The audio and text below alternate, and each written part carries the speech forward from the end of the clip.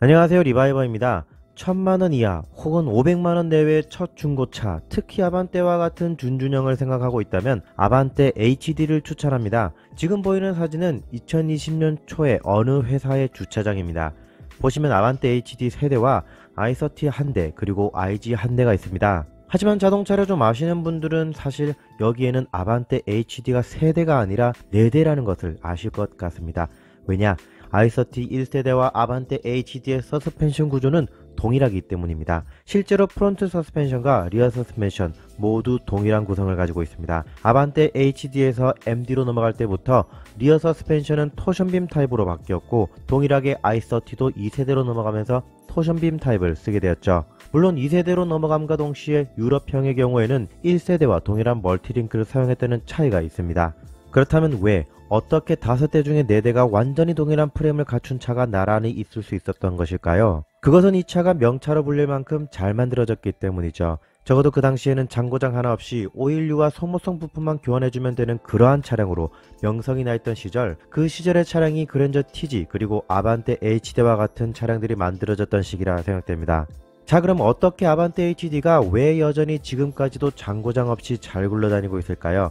오랜 시간 타고 다니게 되면 당연히 문제가 될 수밖에 없는 소모성 부품을 제외하고는 그 당시 서스펜션 구조가 아주 견고하게 설계되었기 때문입니다.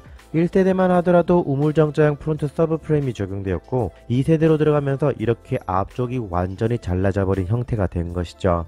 그래서 전방 충돌이 강하게 발생한다면 엔진과 변속기의 무게로 인한 관성 충격이 탑승자에게도 전달이 될 수 있는 구조라고 생각합니다. 물론 실제로 그렇지는 않겠죠. 승객의 안전에 문제되는 수준이라면 차를 출시하지 않을 겁니다. 다만 이전의 우물정자형에 대비해서는 전방 충돌에 대한 충격을 다른 쪽으로, 샤시가 아니라 바디 쪽으로 전달해서 분산시키는 구조라고 볼 수 있겠죠. 하지만 이것뿐만 아니라 아반떼 HD가 재조명되는 이유가 있습니다.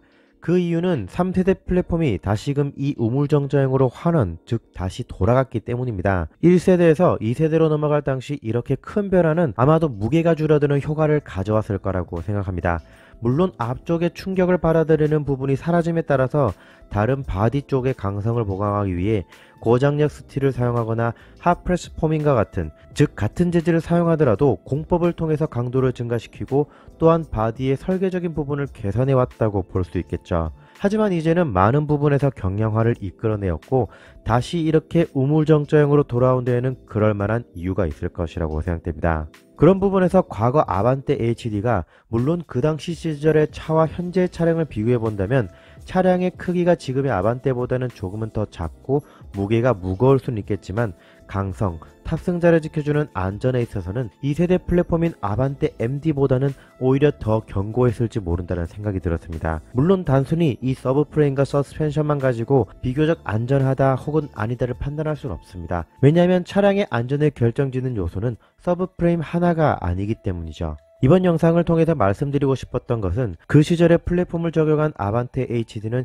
여전히 인정받고 있다. 다만 그 시절 차량들이 최근의 차량들이 순정에서 제공하는 편의사양 및 옵션들을 제공하지 않기 때문에 상품성 측면에서는 떨어질 뿐이다.